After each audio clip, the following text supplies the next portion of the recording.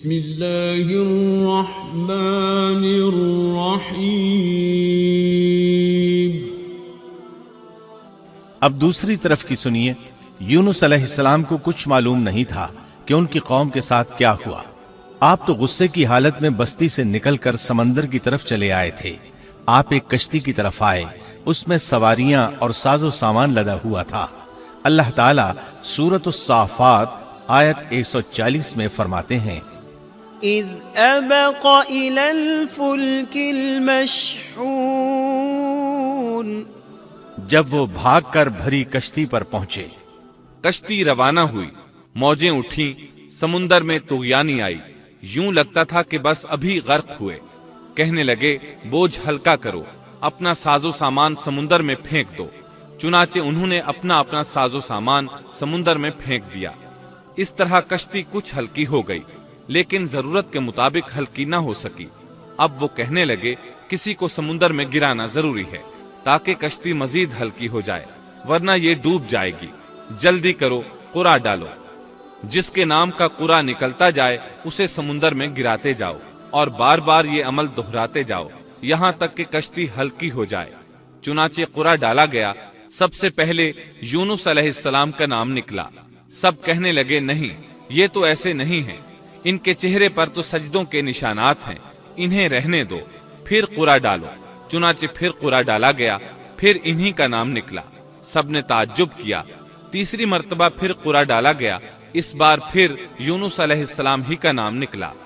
اللہ تعالیٰ سورۃ الصافات آیت 141 میں فرماتے ہیں، فساهم فكان من المدحضين،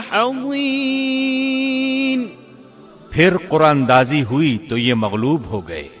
ہر بار انہی کا نام نکلا۔ آخرکار ان لوگوں نے انہیں پکڑ کر سمندر میں گرا دیا۔ فالتقمه الحوت، تو پھر انہیں مچھلی نے نگل لیا۔ حوت بڑی مچھلی کو کہتے ہیں۔ اللہ تعالیٰ نے حوت کو القاء فرمایا، انہیں کھانا نہیں، نہ ان کے جسم کو کوئی گزند پہنچے۔ یہ اس مچھلی کو اللہ تعالیٰ کے احکامات تھے۔ اللہ تعالیٰ سورۃ الصافات آیت 142 میں فرماتے ہیں، فالتقمه الحوت وهو مليم، تو پھر انہیں مچھلی نے نگل لیا اور وہ خود اپنے آپ کو ملامت کرنے لگے۔ یعنی وہ سمجھ گئے کہ بار بار جو ان کا نام قرآن اندازی میں نکلتا رہا ہے تو وہی مقصود ہیں۔ چنانچہ خود کو ملامت کرنے لگے، اور یہ ملامت توبہ کی ابتدا ہے کہ انسان خود کو ملامت کرتا ہے۔ اب یونس علیہ السلام مچھلی کے پیٹ میں تھے۔ اللہ کی قدرت، آپ مچھلی کے پیٹ میں 3 دن تک رہے۔ بعض روایات میں 7 دن اور زیادہ سے زیادہ مدت 40 روز آئی ہے۔ آپ نے مچھلی کے پیٹ میں اللہ تعالیٰ کو پکارا۔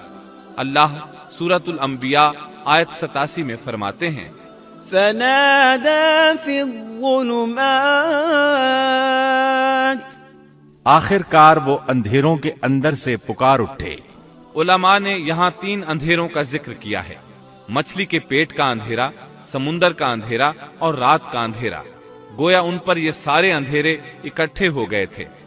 اللہ سورۃ الصافات آیت 143 اور 144 میں فرماتے ہیں، فلولا أنه كان من المسبحين للبث في بطنه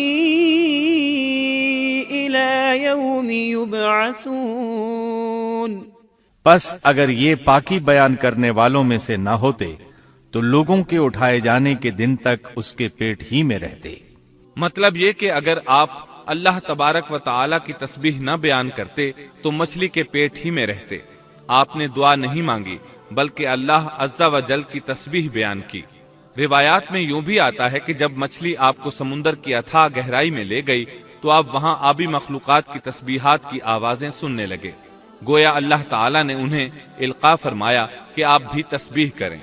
اللہ سورۃ الانبیاء آیت 87 میں فرماتے ہیں، فنادى في الظلمات أن لا إله إلا أنت سبحانك إني كنت من الظالمين، बिलाखिर वो अंधेरों के अंदर से पुकार उठा कि इलाही तेरे सिवा कोई माबूद नहीं, तू पाक है, बेशक मैं जालिमों में हो गया। चुनाचे यूनुस अलैहिस्सलाम ने इस तस्बीह के अल्फाज को यूं अदा फरमाया, لا إله إلا أنت سبحانك إني كنت من الظالمين۔ امام احمد، امام ترمذی، امام نسائی اور دیگر آئمہ رحمہم اللہ نے یہ حدیث نقل کی ہے کہ یونس علیہ السلام کی وہ دعا جو انہوں نے مچھلی کے پیٹ میں مانگی تھی وہ یہی ہے، لا إله إلا أنت سبحانك إني كنت من الظالمين۔ جو بھی مسلمان یہ دعا اپنی کسی حاجت میں مانگے گا اللہ تعالیٰ اس کی دعا ضرور قبول فرمائے گا۔ یہ دعائے مستجاب ہے، مقبول دعاؤں میں سے ہے۔ اسی دعا کے بعد اللہ تعالیٰ نے یونس علیہ السلام کو اس پریشانی سے نجات عطا فرمائی۔ اللہ سورۃ الانبیاء آیت 88 میں فرماتے ہیں، فاستجبنا له ونجيناه من الغم وكذلك ننجي المؤمنين۔ تو ہم نے اس کی پکار سن لی اور اسے غم سے نجات دے دی، اور ہم ایمان والوں کو اسی طرح بچا لیا کرتے ہیں۔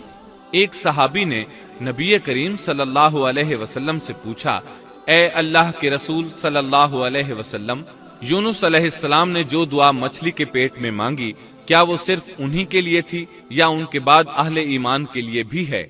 تو آپ نے فرمایا، یہ دعا یونس علیہ السلام کے لیے خاص تھی اور سب اہل ایمان کے لیے عام ہے۔ کیا تم نے اللہ تعالیٰ کا یہ فرمان نہیں سنا؟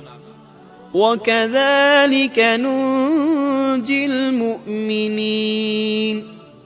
اور ہم ایمان والوں کو اسی طرح بچا لیا کرتے ہیں۔ جو بھی اس دعا کو پڑھے گا اللہ اسے رنج و غم سے نجات دیں گے۔ ایک قول کے مطابق تقریباً 40 روز آپ کی شب و روز یہی دعا رہی۔ اس مدت کے ختم ہونے پر اللہ تعالیٰ نے آپ کی دعا کو قبولیت بخشی۔ مچھلی ساحل پر پہنچی، انہیں کنارے پر ڈالا اور واپس چلی گئی۔ اس بات کو اللہ تعالیٰ نے سورۃ الصافات آیت 145 میں یوں بیان فرمایا ہے، فَنَبَذْنَاهُ بِالْعَرَاءِ وَهُوَ سَقِيمٌ۔ بس اسے ہم نے چٹیل میدان میں ڈال دیا اور وہ اس وقت بیمار تھے۔ آپ وہاں اسی طرح لیٹے رہے، پھر اللہ کی قدرت سے آپ کے قریب ایک بیلدار درخت اگا، جیسا کہ سورۃ الصافات آیت 146 میں ہے، وَأَنبَتْنَا عَلَيْهِ شَجَرَةً مِّن يَقْطِينٍ۔ اور اس پر سایہ کرنے والا ایک بیلدار درخت ہم نے اگا دیا۔ اس کدو کے درخت کے متعلق مورخین کا کہنا ہے کہ اللہ تعالیٰ نے اس درخت کا انتخاب اس لیے فرمایا تھا کہ اس درخت کے پتے چوڑے ہوتے ہیں، ان کے سائے میں انہیں ڈھانپ دیا گیا تاکہ ہوا سے اذیت نہ پہنچے، اس لیے کہ ان کے جسم سے جلد اتر گئی تھی۔ پھر اس درخت سے خوشکن خوشبو بھی آتی تھی، اس خوشبو نے انہیں فرحت بخشی۔ پھر کدو کی خوشبو میں ایک خصوصیت یہ تھی کہ حشرات الارض کو دور رکھتی ہے۔ اللہ تعالیٰ نے انہی خصوصیات کی وجہ سے اس بیلدار درخت کا انتخاب فرمایا تھا تاکہ آپ ہر طرح کی تکلیف سے محفوظ رہیں۔ یہ ہے اللہ کی قدرت، سبحان اللہ۔ اسی طرح مفسرین یہ بھی کہتے ہیں کہ اللہ تعالیٰ نے ان کے پاس ایک پہاڑی بکری بھیج دی، وہ آپ کے قریب آتی اور آپ کے سر کے اوپر اپنی ٹانگیں پھیلائے کھڑی ہو جاتی، اس طرح اس کے تھن آپ کے منہ میں چلے آتے اور آپ ان سے خواہش کے مطابق دودھ پیتے۔ یہ تھا آپ کا کھانا اور پینا۔ رفتہ رفتہ آپ کی حالت بہتر ہو گئی، توانا اور تندرست ہو گئے، پھر آپ اٹھنے کے قابل ہو گئے، اور یہ سب اللہ تعالیٰ کی مہربانی سے ہوا۔ جب آپ کی صحت لوٹ آئی تو اللہ تعالیٰ نے آپ کو پھر آپ کی قوم کی طرف بھیجا، جیسا کہ سورۃ الصافات آیت 148 میں ہے، وَأَرْسَلْنَاهُ إِلَى 100,000 أَوْ يَزِيدُونَ فآمنوا فمتعناهم إلى حين اور ہم نے اسے 1,00,000 بلکہ اور زیادہ آدمیوں کی طرف بھیجا، پس وہ ایمان لے آئے اور ہم نے انہیں ایک زمانے تک عیش و عشرت دی۔ وہ سب کے سب آپ پر ایمان لے آئے تھے۔ اللہ تعالیٰ نے اس قصے کے ذریعے نبی کریم صلی اللہ علیہ وسلم کو اشارہ فرمایا ہے کہ دعوت دیتے ہوئے اکتانا نہیں۔ اللہ سورۃ القلم آیت 48 میں فرماتے ہیں، ولا تكن كصاحب الحوت اور مچھلی والے کی طرح نہ ہو جائیے۔ ان لوگوں کو دعوت حق دیتے رہیے۔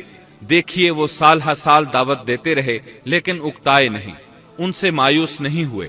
ان کی پوری بستی میں سے ایک بھی ان پر ایمان نہیں لایا تھا، لیکن جب ان سے مایوس ہو گئے تو انہیں اللہ کے عذاب سے آگاہ کر دیا اور منہ پھیر کر چل دیے تو وہ سب کے سب ایمان لے آئے۔ اللہ تعالی سورۃ القصص آیت 56 میں فرماتے ہیں، إنك لا تهدي من أحببت ولكن الله يهدي من يشاء آپ جسے چاہیں ہدایت نہیں دے سکتے، بلکہ اللہ تعالیٰ ہی جسے چاہتا ہے ہدایت دیتا ہے۔ اس قصے میں بہت بڑا سبق ہے کہ کسی بھی حالت میں اللہ کی رحمت سے مایوس نہیں ہونا چاہیے اور نہ ہدایت کے معاملے میں اپنی ذات پر بھروسہ کرنا چاہیے۔ ہدایت تو بس صرف اللہ تعالیٰ ہی کی طرف سے ہے۔ آپ کے ذمے تو پیغام حق پہنچا دینا ہے۔ اللہ سبحانہ و تعالیٰ کے ذمے ہدایت سے نوازنا ہے۔ اللہ تعالیٰ نے انہیں پاک صاف بنا دیا، انہیں چن لیا۔ اللہ خود ہی سورۃ القلم آیت 50 میں وضاحت فرماتے ہیں، فاجتباه ربه فجعله من الصالحين اسے اس کے رب نے پھر نوازا اور اسے نیک لوگوں میں کر دیا۔ امام مسلم نے ایک حدیث روایت کی ہے کہ نبی کریم صلی اللہ علیہ وسلم نے فرمایا، لا ينبغي لعبد أن يقول أنا خير من يونس بن متى تم میں سے کوئی شخص ہرگز یہ نہ کہے کہ میں یعنی محمد یونس بن متا سے بہتر ہوں، یعنی یوں نہ کہے کہ میں سیدنا یونس علیہ السلام سے افضل ہوں۔ وہ اس طرح کہ وہ تو اپنی قوم کے ایمان لانے سے مایوس ہو گئے تھے اور میں مایوس نہیں ہوں، اس طرح بالکل نہ کہے، کیونکہ بالآخر اللہ تعالیٰ نے آپ کو چن لیا اور برگزیدہ بنا لیا اور صالحین میں داخل کر لیا۔ اس واقعے میں نبی کریم صلی اللہ علیہ وسلم کو جو ہدایت دی گئی ہے اس کا ذکر سورۃ القلم آیت 41 میں آتا ہے، فاصبر لحكم ربك ولا تكن كصاحب الحوت پس تو اپنے رب کے حکم کا صبر سے انتظار کر اور مچھلی والے کی طرح نہ ہو جا۔ مطلب یہ کہ یونس علیہ السلام کی مانند نہ ہو جائیے جو اپنی قوم کے ایمان لانے سے مایوس ہو گئے تھے۔ یقیناً دین کی دعوت اور حق کے پرچار میں یہ بہت عظیم سبق ہے کہ دائی اللہ کو کبھی مایوس نہیں ہونا چاہیے۔ یونس علیہ السلام کا قصہ ختم ہوا